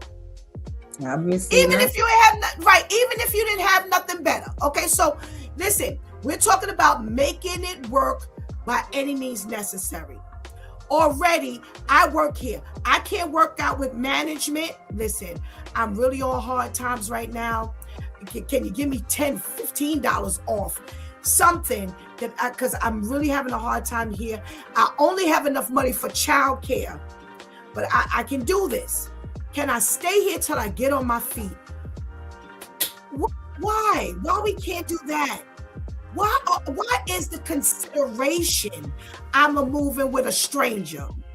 Because that's exactly what we're talking about. Someone I have no idea as to who you are. Not only do I not know who you are, I've left my child, my precious jewel, with a person I have no idea of who you are. I'm sleeping next to you and I don't know who you are. I may not wake up the next morning. What are we doing that people could actually look on and say, that wasn't really her fault? People who are not used to knowing what it is to have to struggle and make it. That's why I said that she was broke before the conception. Yeah, How is it that now I'm acting desperate now? Whatever I can't afford now, I couldn't afford when it was just me. So now I understand that I couldn't live off of $5. So I know me and my child can live off of $5. And now I'm choosing to work in a place that is not giving me any wiggle room for growth. Because I'm sorry, there's no promotions in the motel.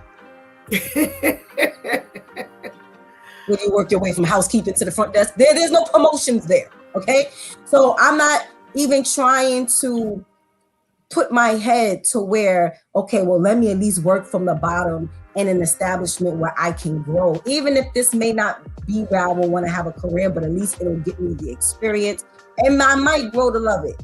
You're not even placing yourself there. You're placing yourself in an environment that is not, and see, people keep underestimating where you place yourself. You're placing yourself around people that are not, you're not surrounded in a hotel. You're not working a front desk in a hotel where you see men and women coming in there with suits and briefcases and they got careers and jobs and there's business meetings and lunches. Nothing to motivate you. Nothing. People keep underestimating these kind of things. That I may be working the front desk and I'm needed because in order for you to have your business meeting, in order for you to travel in for conventions and whatever else, you need front desk people, you need housekeeping, so by all means, don't downplay, those positions. However, are you surrounding yourself in an environment like that where you will want to look over and say, wow, there is life beyond this desk? No. I don't. Okay, you're looking out into the highway. I partially agree with you. I get where you're going, and I'm not disagreeing. But there are times, unfortunately, I've never been there, and I give God thanks that I have not been there. But I am aware that there are times where we have made such bad decisions that this is where we land. But there is an up. And that's why I said many people, look at, we just had a few weeks ago, Dr. Taylor, look at what the story that she gave. Mm-hmm. So if you find yourself, okay, I can't, you know what? Because I'm gonna tell you something. This could very well be a person who's uneducated and getting and just, I just need to make the money because I got this child. We gotta survive. So you may not be at the point where you can get a job, believe it or not, even at that level what you're talking, but you can get a job at this seedy motel. Now, again, you, I, and Lady Tamika, we could make this kind of decision where we have options, but there are other people who have put themselves in a position, or they have landed at a they don't have many more options than this. So that's why I said, okay, so if you have to work here, then you have to work here. However, make smart decisions.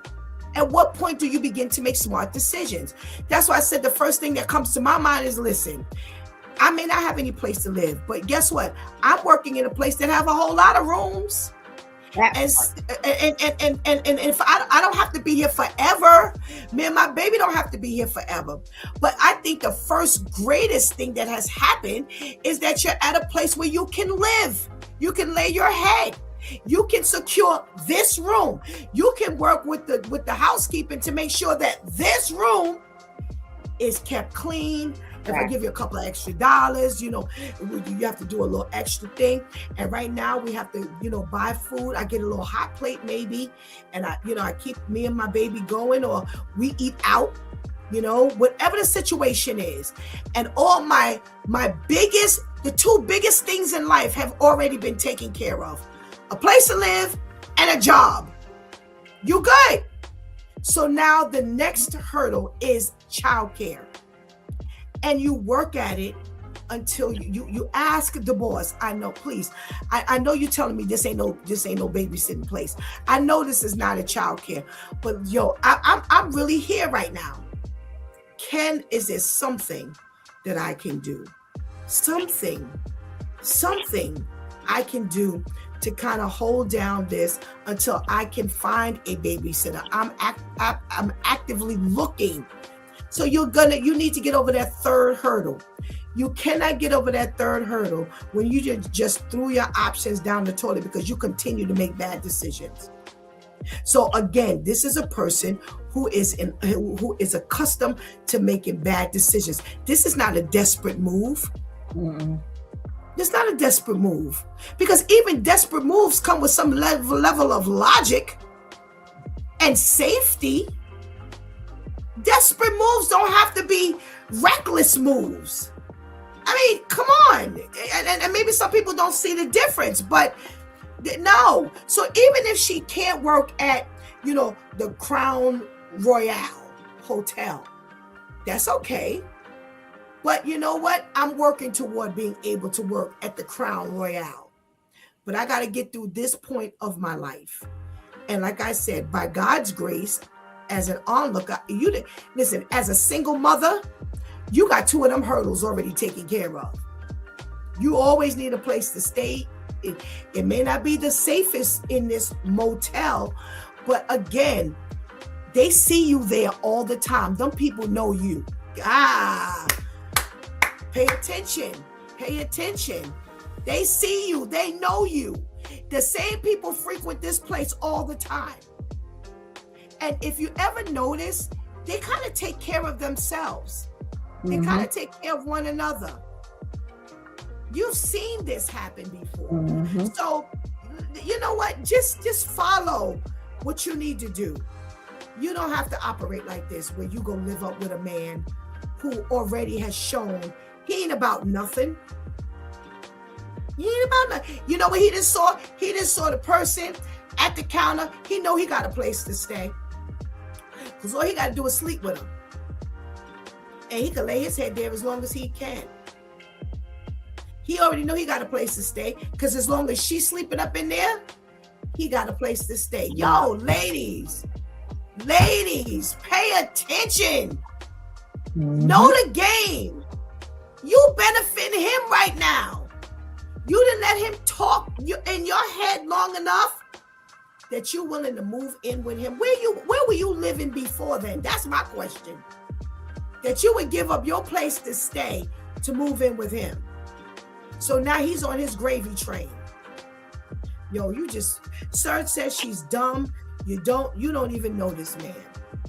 She's from a reckless behavior, decision maker direction.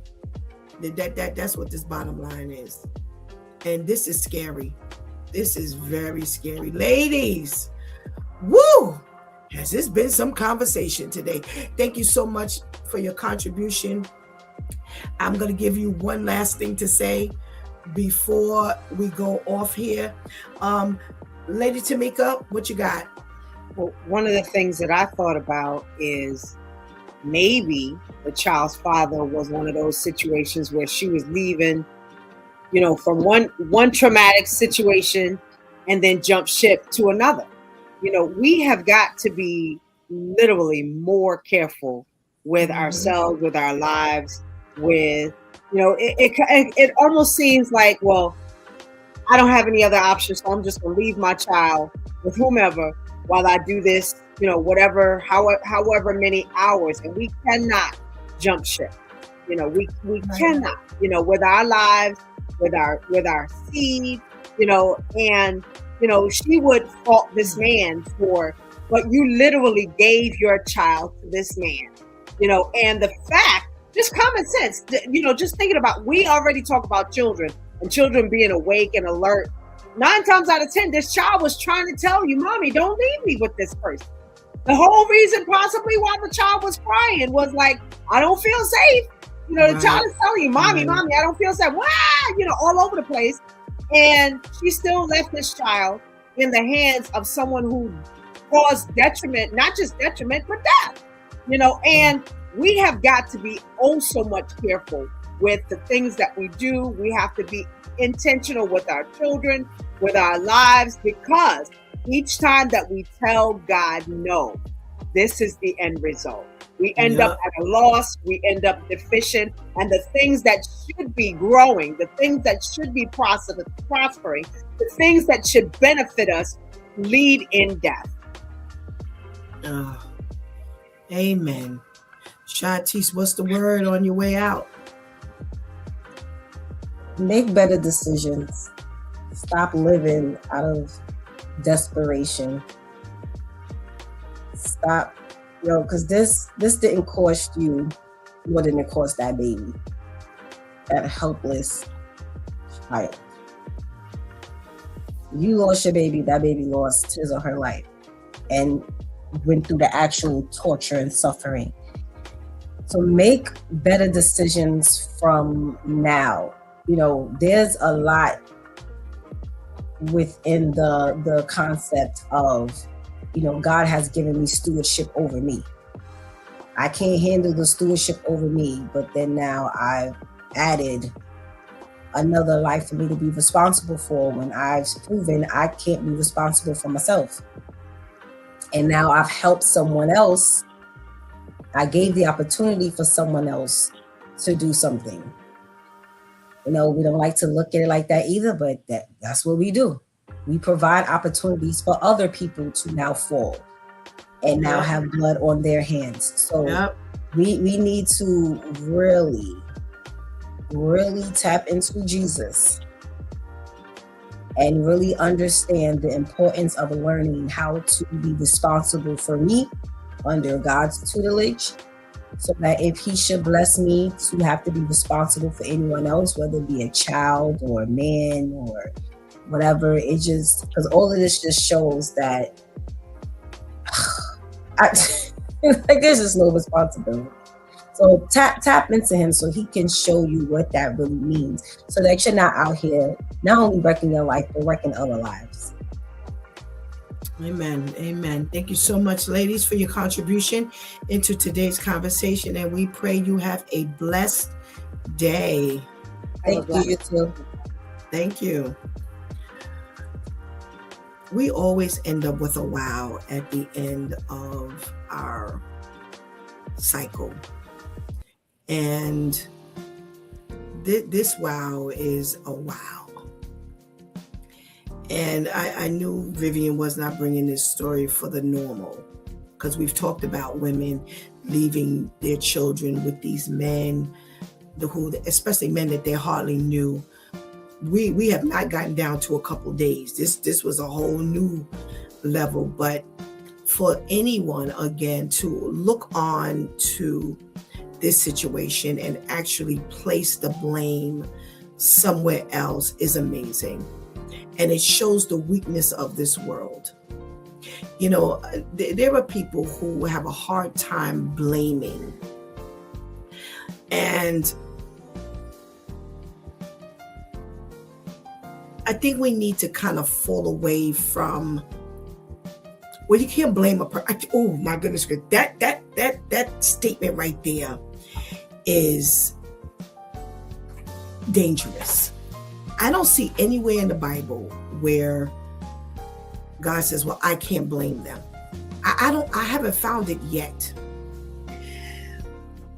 What I have found is in something that I always quote: in your ignorance, he winked at you, which means you simply didn't know. And I still would not term it, I can't blame you because you didn't know. Because it is still a level of escape from that.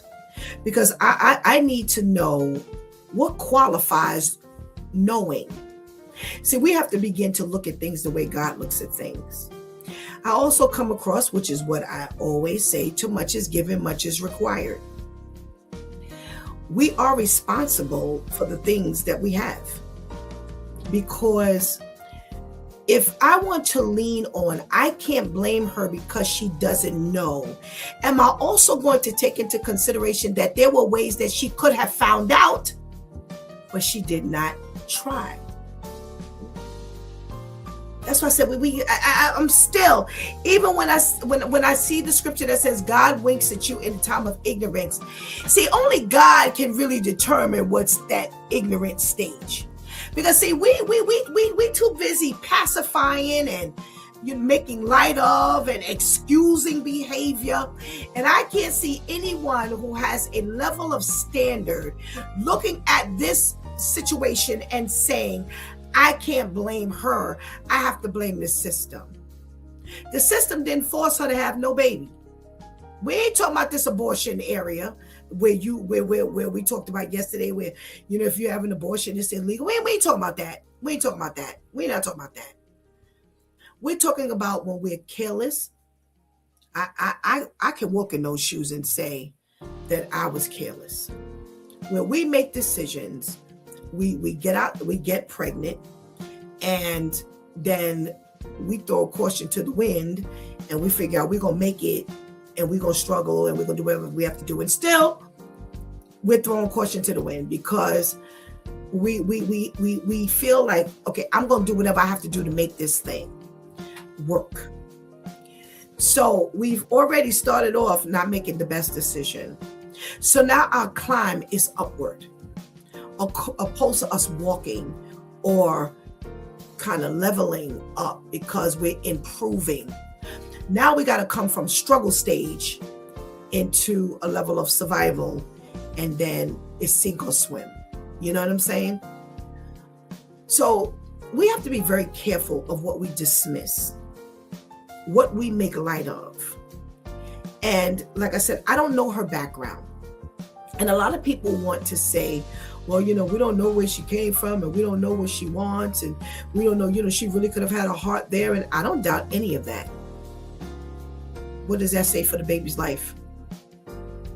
Oh, she was trying hard as a mother. What does that say for this dead child? There has to be a point where we get to where we make better decisions. And yes, contrary to what a lot of people believe, when God wakes you up every day, let me help you understand what he says.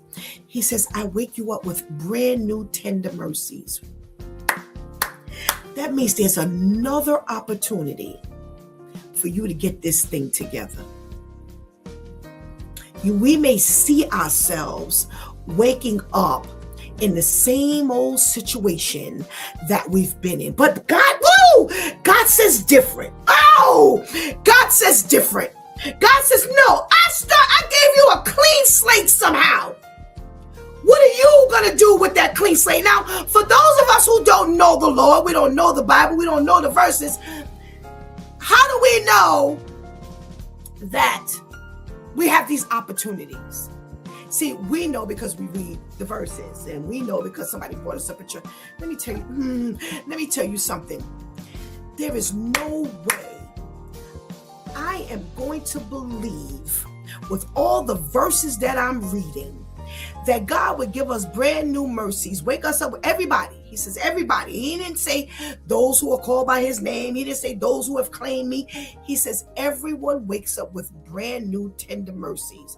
That means that he has already given you some level of opportunity to make better decisions. But it's up to you to say, I'm sick and tired of being sick and tired. Do you know how many people I speak to who are okay with living in a deficit?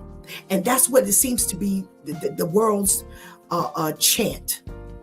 I'm good where I am. I'm listening to people who have so much potential. How do I see more potential in you than you see in you? But they are parlaying right where they are. They're staying in bad relationships. I've had several, oh my gosh, over the years, I've had several conversations of people who know they could do better. I had somebody tell me, well, I figure I've done so much dirt in my life that, what I'm getting from that person, I deserve. God didn't wake you up for you to continue to think that way. Somewhere along the line, he's introduced freedom to you. Because he says, I don't want anyone to perish. You are that anyone. He or she is that anyone. So you're going to tell me that God wakes us up, cleans the slate in a certain way, because only he knows what he's cleaned and what he hasn't. But all of us work out with some level of this slate clean. He says, I don't want anyone to perish, but he won't give you a way out. Oh no, because there's a verse that says, there is no temptation that is uncommon to man, but that God would not give a way out. Now, you could take that temptation in any sense, in any shape, form, or fashion. He says, but that is not common to man, which means that you ain't the only one that's going to be going through this thing. So in other words, this young lady was not the only one who found herself working at a Motel 6 with a child struggling. Just she ain't the only one. She's not the first and she's not going to be the last. But because God woke her up with a brand new slate, he doesn't want to see anyone perish, so he gave her a way out. I may not see her way out. You may not see her way out. But God has given her a way out.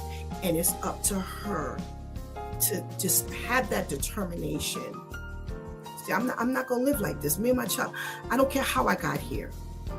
And somebody might say, well, you know what? Maybe she thinks that this way was her come up. This was her way of getting into a better situation. There's no way in the world. There's no way in the world. Listen, ain't no way in the world you didn't heard all these stories that have surfaced over the past 2-3 years.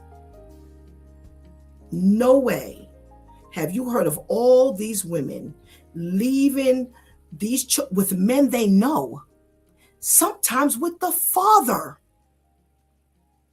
And you ain't heard none of this that would say, I can't trust my child to this man, even for a couple of hours, because it takes place that quickly. You ain't heard no stories. Nobody's spoken to you. And then, no, that's not the God we serve. He says, I don't want anyone to perish. That means that some shape, form, or fashion, he's coming through. He's coming through with your name on it.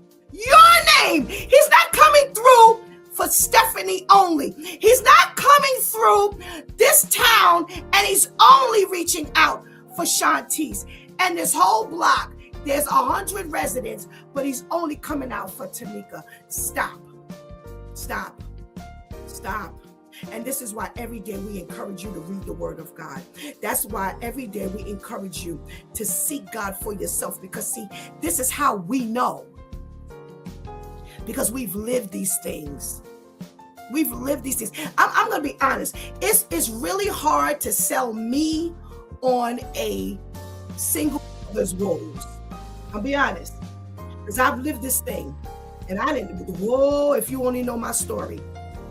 And the same way God gave me an out is the same way he's giving every other single mother an out. Unless she's rejected him and he's now stepping back because she does not want him. Now, her out may not be the same as my out, but the same way he does not want to see not only her perish, but the child or children that she has brought into this world. She has brought these children into this world. And I want to remind each and every one of you that the children belong to God before they belong to us. So there's nowhere in the world, God, regardless of how you got them here, if God allowed them to come here, there is no way that we serve a God that would not give you a way out. He's already promised that. And he's a man that keeps his promise. He is not playing. He's not joking. He's not a man that would lie. He comes through on everything he says. So I don't care how you look at this situation here. We have to put the blame where the blame belongs. Not only is this child dead, but this baby suffered. This baby suffered. I suffer with fibromyalgia. And one of the things that we experience is a blow of a level 3 to you is a level 9 to us. We're a lot more sensitive to blows and pains and things like that. So you can't read my pain. I've had the girls, my girls like hit me and I'm like, ow. And they're like, all I did was tap you. It's a tap to you, but it's not a tap to me. It's like a blow to me. That baby was beaten to death. That baby suffered because of your decision. And yes, she's going to have to live with this until, the day God closed her eyes and, we can't make it harder on her, then the Lord's going to make it or she going to live with it. No, stop it. Stop it. We're going to have to deal with our decisions. I'm not about to pacify any of this. Because we are living in a world where, listen, she got a cell phone. She got a phone. I bet you if she ain't got nothing else, she got a phone. And I don't care how much scrolling you do, you coming across these stories. I don't care how much scrolling you do or how little scrolling you do. You coming across some news. And you're not going to tell me that you have never heard one story of the danger of leaving your child, even for the most logical or desperate reason, with an absolute stranger. For you to put yourself, like I said, even without a child, for her to put herself in that situation was already dangerous. And we've heard stories about that. But now you layer the danger to a child that cannot take care of themselves. And I'm going to pass this over. The blame belongs to someone else. When I say I'm blaming her, that doesn't mean I'm crucifying her. But I am assessing her bad judgment. And we all make bad decisions. Every day we run the risk of making decisions that could have been better made. I don't care where we are, in the Lord or outside of the Lord. We can make better decisions. I can look back every day. Everybody can look back on yesterday and say, you know what? I could have done that a little bit better. I don't care how slight. I don't care if it wasn't destructive, but we can always make better decisions. And we are assessing her bad decisions. Her bad decisions, a series of decisions, went into her child's death. And Shantice touched on something that I didn't really, I was like, you know what? I wonder if anybody's understanding also that she helped him to make a bad decision. Because you didn't take time to get to know him. So clearly he has an anger problem, or clearly he has a drug problem, or something that set him off so badly that that baby crying caused him to abuse that baby unto death. So now you help put him in a situation where he's eagerly triggered. You got to pay attention to stuff like that. Shantice is absolutely right. Because that was one of my thoughts. I'm like, well, she set him up for failure as well.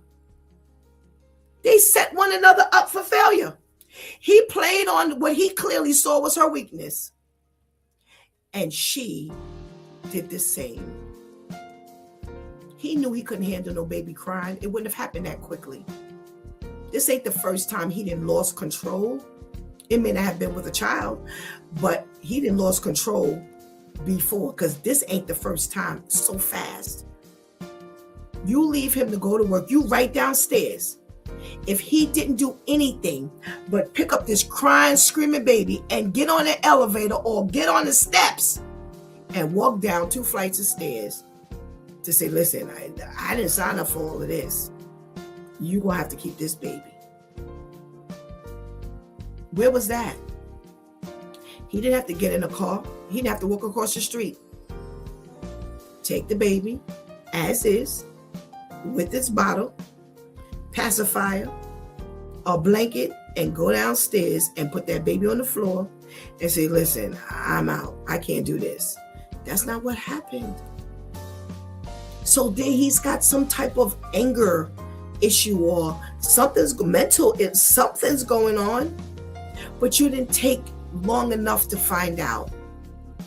That's because she's in the habit of making bad decisions. Well, I'm going to turn this around to you. What decisions can you make better? Are you on a journey of making bad decisions? It doesn't have to be like this, but are your decisions bad, regardless of what it's in? Do you make bad financial decisions? And that's why you can't take care of yourself. Have you made bad decisions in your past that now you're living in now? Because although you may be fixing your bad, your money, the way you spend your money, guess what? You're going to have to eat what you've done already. And climbing out of a financial bind is one of the hardest. Have you told God no for so long that the only thing you can do is make bad decisions? Because you haven't put him in your life to make the decisions for you, guide you into making better decisions. Where are you right now? Where are you in your decision making? Because we all can make better decisions. Have we just taken a job because it was paying more, but we didn't look at some of the other stuff that wasn't so great? We making the money, but the other stuff is not great. There's a verse that says you can make all the money you want, all the money you need, but if you don't put God in the forefront of your life, it'll be like you got holes in your pocket. So if you make $1 million, but you put it in a pocket with holes in it, where do you go from there? It'll be like you're not making the money because you're not giving your life to God. See, making better decisions is very broad, but very narrow. And every day we appeal to you. I close out this show appealing to you to put God in the front of your life so that we can stop making as many bad decisions. Because somewhere along the line, your flesh and spirit is going to take over and you're going to make a move. It may not be a destructive move, but it may be a move that would set you on another path. And now you got to let God help you get back on that path. It may be decisions where, you're going to get off track and now you're going to have to stay there for a minute before you get back on track. God is trying to prevent you from going through all of this. What are you trying to do for you to keep you from making bad decisions? Let this lesson from this young lady and this young man be a trigger for us to make a decision to make God the head of our life so that we don't make bad decisions. Bad decisions that it takes some time to come back from. Bad decisions that we can't come back from. If you mess around and sleep with the wrong person unprotected, you're going to end up possibly with an STD. Now, some STDs, we could take some pills and get rid of it. Some STDs, you get a shot and get rid of it. Other STDs are there to stay. And no matter how much they may lie dormant, they are there They rear their ugly head at a point. There are so many ways we can get caught up when we don't make the best decision. And God does not want to see us suffer. When we cry, He cries all the time. So let's get this together. Let's let this story be a lesson to us. I got to be up on my game. I got to make better decisions. Well, I'm going to help you understand that you can be up on your game as much as you can, but if you do not have God in the forefront of your life, you cannot make the best decision. You may make a better decision, but unless you have God, you will never access the best. You've been watching It's Due Time with Pastor Steph. Join us Monday through Friday from 7 a.m. to 9 a.m. where we discuss matters of the heart, mind, and spirit. As you go through your day, be sure to set your mind on things that are above, not on things that are on the earth. They will only serve as a distraction. Remember, prayer changes things. It's Pastor Steph signing off, and I want to thank my Due Time crew, the ladies, for always coming through big time. Thank you for hanging out with us each and every day. Please do not miss this opportunity to take Jesus as your personal Savior right now. Please do not miss this opportunity to just strengthen that relationship with the Lord right now, because later is not promised to any of us. Until tomorrow, God spares. Now, don't forget, we're on at 7:30 tomorrow night right here for a live review of The Chi, Season 4 and Episodes 1 and 2 of its finale, Season number 8. Please join me, Pastor Steph, Shantice, and that Brooklyn guy, Brother Ainsley, as we'll be on here tomorrow night at 7:30, and Facebook Live, Coach for Christian Life, and Instagram Live, A Closer Walk Media Network. Join us tomorrow. Let us see how everybody is kind of going up out of here. All right. Until tomorrow morning for Therapeutic Thursday. I love you.